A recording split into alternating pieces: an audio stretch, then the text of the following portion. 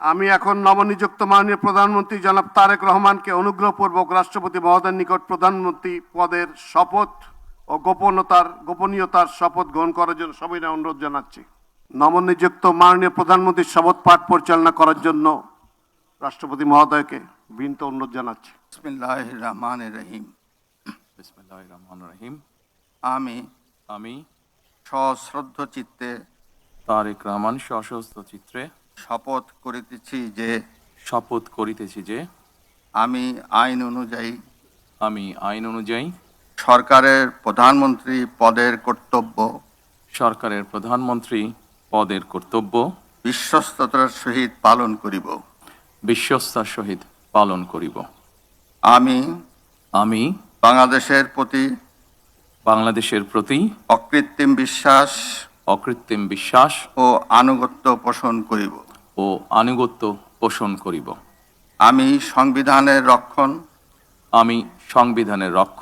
সমর্থন ও নিরাপত্তা বিধান করিব। আমি ভীতি বা অনুগ্রহ অনুরাগ বা বিরাগের বশবর্তী না হইয়া সকলের প্রতি আইন অনুযায়ী যথাবিহিত আচরণ করিব।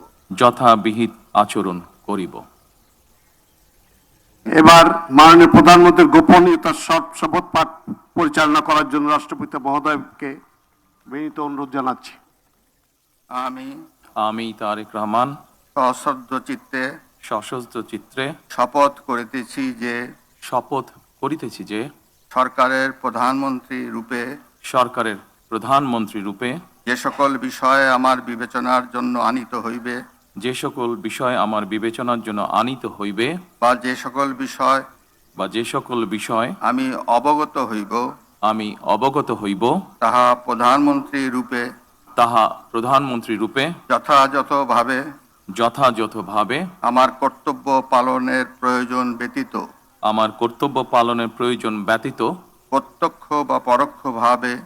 প্রত্যক্ষ বা পরোক্ষভাবে কোনো ব্যক্তিকে জ্ঞাপন করিব না বা কোনো ব্যক্তির নিকট প্রকাশ করিব না। ধন্যবাদ।